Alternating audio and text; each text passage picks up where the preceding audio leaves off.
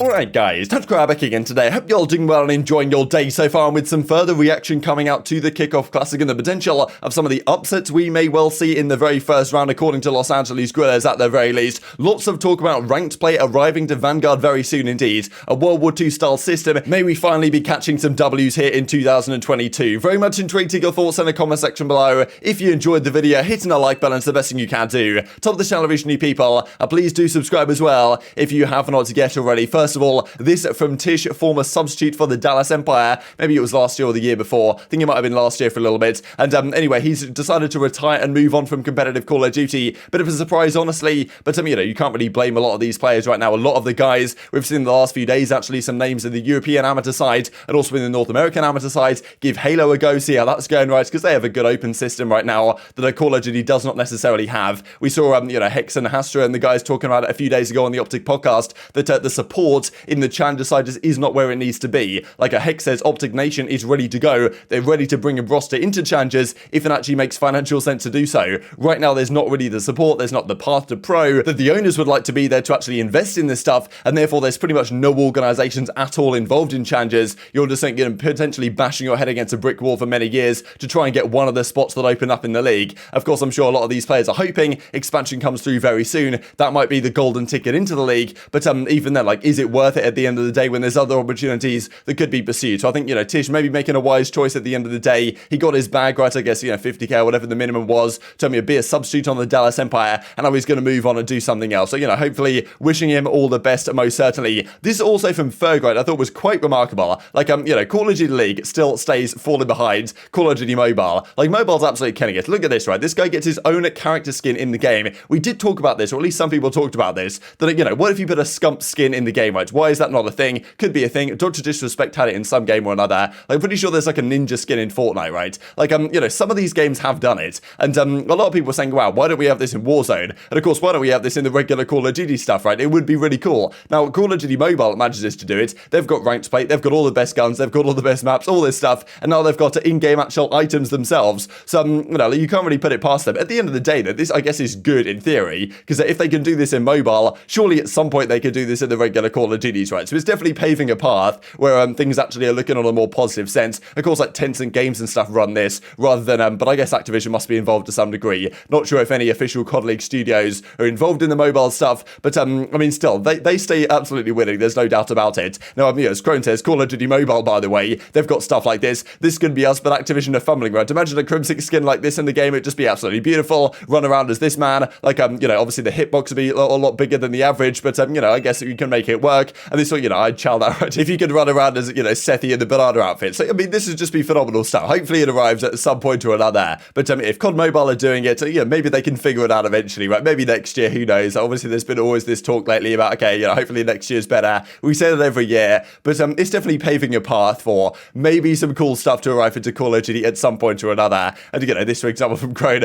I'd buy, right, if there was, you know, scumping this skin. It would be pretty cool. So, you know, I'd spend some money on that, no lie. It'd be pretty funny to run around it. If you see a guy as the scump skin in the game, like, I think, okay, this guy knows what he's doing. And especially if that guy happened to be running around in ranked play, as the rumor has it, is coming very soon indeed. So the Ghost of Hope points out here, and he's usually pretty on the ball with this type of stuff. Pretty sure there was some talk from some other leakers as well that ranked play is coming very soon into Vanguard. Of course, look, at the end of the day, it is Vanguard. But to be fair, if ranked play is good and it arrives, I might actually play it. It's biggest belief, but I may turn on Vanguard and play it if ranked play is good in this game. It's tough to believe, but I might give it a go, because ranked play actually does make things pretty exciting. So anyway, as Ghost of Hope says, can confirm that Vanguard will be getting ranked in the next few weeks. Just got word from a source. So I guess this aligns relatively well. Now, few weeks, what does that mean, right? I guess few could be up to like, you know, 5, 6 or whatever, right? But last year it came, I'm pretty sure, middle towards the end of February, maybe a similar timeline this time around. Of course, the ideal is it launches right with the start of the league, which of course should be back in December, if not November. But I guess if it is in January, like of course the Kickoff Classic starts in a week, that would be the ideal time to launch it. But I guess they might launch it at the start of, I guess, 5th of February or something is the official kickoff date, or 4th of February, something like that. Be good to have ranked at that time. And in future years, when hopefully the league starts earlier, bring back the launch of ranked play. That, of course, would be the ideal. But, you know, whatever the case is, if ranked is arriving into the game, that at least is a positive. But, of course, what we want is an actual good ranked play system. Because in Cold War, it definitely left something to be desired. The last few titles, ranked play has not really been where it needs to be. Modern Warfare didn't even exist, right? There was like the CDL style playlist or whatever, which to be fair is maybe more fun than some of the ranked plays we've got as of recent. But as Ghost of Hope says, pretty sure it's World War II system as well. Now, I'm not 100% sure whether he's taking this from the tweet that Treyarch did back in November, October sometime, when apparently, they're going to be working on this ranked play system with SledgeHammer for Vanguard, and they basically said it's going to have some sort of visible skill rankings or whatever, which would imply an ELO type system where you have a number that is associated to your skill level, which we haven't as of late, right? Which obviously is the thing that everyone wants, really. Like, it's a no-brainer, then that's what you should have in the game, or at least some sort of actual detailed ranked system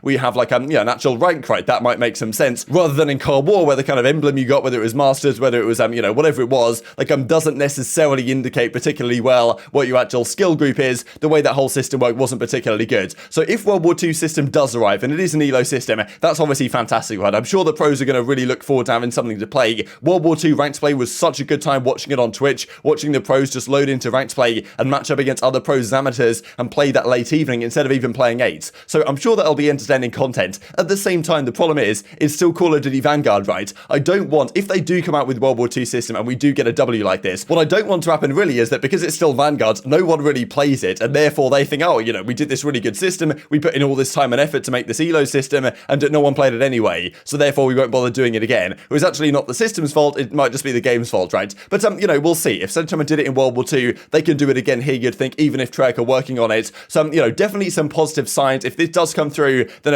obviously we've got to be happy about it, and it might make the game playable, to be honest. I'm sure the pros would like it as well. They've been talking about it for quite some time, right? Because they don't really know what content to make, and ranked play does give the option there. Of course, it should just come way earlier, right? It should come at launch or 2 weeks after launch, or something along those lines at the very least. Let's dive into some reaction then to the bracket that comes out. So the bracket does come through earlier today on the Friday. The first round matchups are coming through on the Saturday. The winner of all those first round matchups play the 4 teams that get buys, and on the Sunday, I'm pretty sure there's 3 matches, the 2 semis, and then the grand final. Now, Los Angeles Guerrillas, to their credits, make a great video right here, breaking down the matchups, their thoughts on it, and we talked a couple of days ago, maybe I didn't talk about it, but I tweeted about it, LA Guerrillas and the content they're putting up right now, and the fact that, the content isn't going to kick off straight away, but eventually it will get there, and this video started to do pretty well, so, just wanted to point you guys in that direction if you want to check out their content after, of course, this video concludes. But I'll share with you guys a little clip from this, because I thought it was kind of spicy, actually, discussing especially a couple of matchups from this bracket. So one of the matchups, of course, being Subliners versus Boston, and the other one being LA Thieves versus Paris Legion, saying that apparently Donny Temp on Paris does not like losing to Kenny at all, so maybe, like, LA Thieves, do they want it more than Paris want it? That's a discussion that Huke raised, right, of course, who was over there last season, and then Subliners versus Boston, who, despite the fact that New York, in theory, should be the stronger squad, SlasheR reckons Boston are going to be much better prepared, and actually, may just straight up be the better team right now.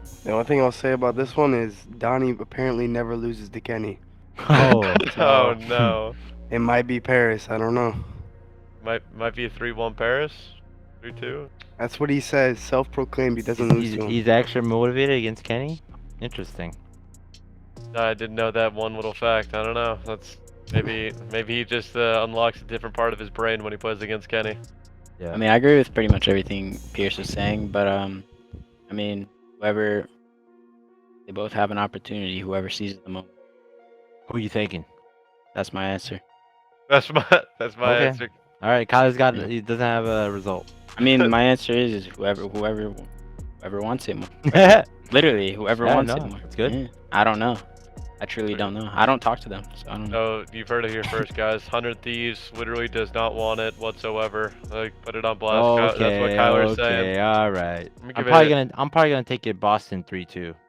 That's what I was gonna say. Boston 3-1. I think I'm Team Boston as well. They've been looking pretty good in scrims. One of the better teams in scrims, to be honest, so I think New York's not going to be prepared. They could win, but they were not going to be prepared, so. I do think New York has the talent advantage over them, 100%, yeah. but I don't think they just have like reps, like actual reps and time. So like I don't know. I feel like Boston just wins in that edge, 100%. For me, this is probably the most exciting match. I would say one of the more exciting matches because you get to see the New York play in Crim together, and then you also get to see Cap and Nero play.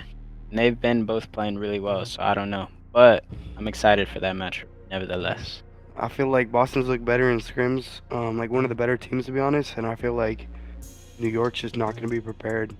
I wouldn't be surprised if New York won, but I think Boston's a better team right now. Just to mention a couple of things before we finish off the video. This firstly from CDL Scrim Intel. There was some scrims noted last night from the Boston roster. They play up against Optic. Game 1 goes Boston's way relatively comfortably after the Optic warm-up and win the next 3 maps. Didn't play a second rotation. I guess, as Shotzi was talking about yesterday, getting pretty tired of playing the second rotation of scrims at this point. Just play 4 hard roads, that'll do. Get off and maybe, play some mates. Play some league play, right, if it does arrive into the game, as of course, we hope it does. Scumper's been pretty adamant for the last several years that, he wants league play in the game ASAP. Why is it not there at launch? He, of course, had that back and forth with Vonderhaar pretty much this time last year, right, about a similar topic, and maybe it's finally arriving, hopefully, as I say, in, whatever a few weeks means, maybe, or February sometime, that does imply some hopefully earlier rather than later. While there is still some interest in Vanguard on, I guess, a casual competitive level. This also from Shotzi, right, I guess, speaking of those scrim sets, not even sure how this is possible, but yeah, Commando Pro from back in the good old Modern Warfare 2 days,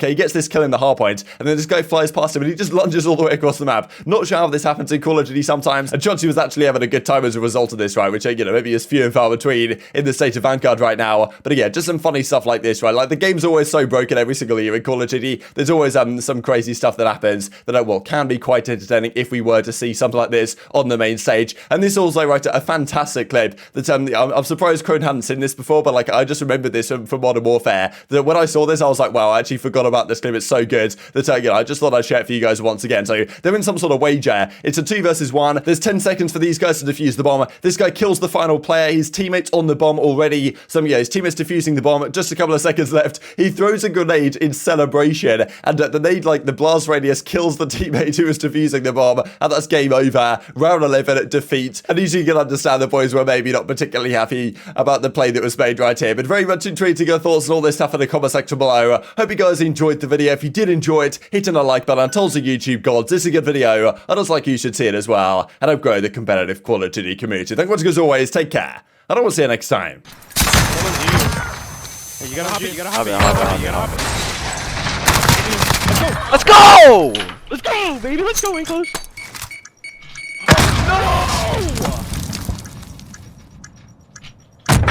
Dude, no way that just happened.